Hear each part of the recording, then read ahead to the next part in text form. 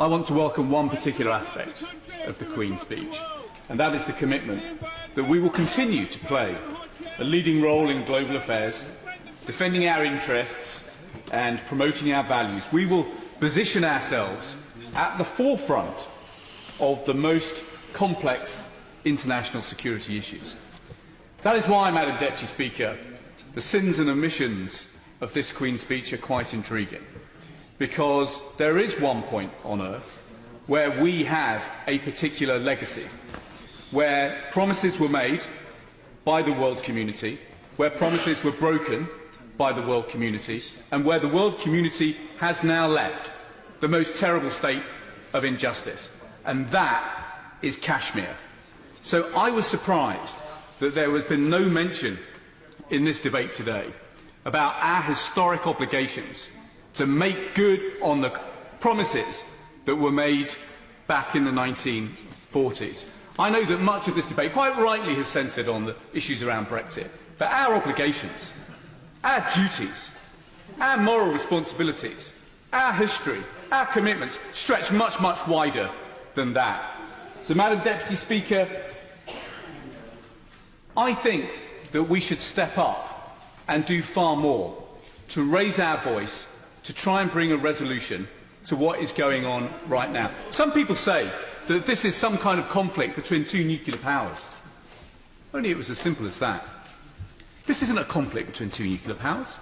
This is a conflict between three nuclear powers. China today is the world's biggest consumer of Gulf oil. It is building an oil pipeline from China through Pakistan so that it soon can access oil through that overland route. The idea that China is going to permit someone to put its thumb on what is a new jugular vein, I think, is pretty fanciful analysis. So I'd like to know from the Minister, when he comes to wind up, why is the British government insisting that this remains a bilateral conflict? This is a fantasy. It is a fantasy enshrined in a treaty, in the Treaty of Simla. But in recent days we have had the Prime Minister of Pakistan, Imran Khan, say that that treaty is dead. It is no longer a bilateral issue. And by its unilateral action to suspend Article 370 of the Constitution, unilateral action, by the way, which is prohibited by the Treaty of Simla, President Modi has said in clear terms that this is now something that requires a multilateral solution. President Modi's decision to suspend Article 370 has set the stage for what is an incredibly dangerous slide to violence. He has set the stage in a way where there is risk now multiplied by the decision to deploy thousands more troops to what is already one of the most militarised areas on earth. And that danger, in turn, has been multiplied yet again by the decision to suspend all communications and put the people under curfew in what surely must be one of the largest open prisons on the planet. Now, we signed a treaty, the Instrument of Accession, on the 26th of October 1947. We're a party to this, in a way. That treaty has now been breached. We've heard nothing from the British government about how they plan to remedy this. But crucially, what ministers have accepted is that human rights are always a multilateral issue.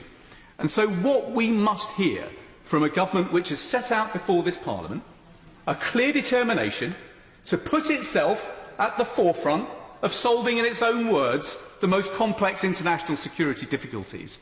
We now need a plan from them to stand up for the interests of British citizens. I'm not the only one on these benches, I'm not the only one in this House who has got cases coming to them from people with friends and families in the area, and they've no idea what's going on with them because there has been a communications blackout.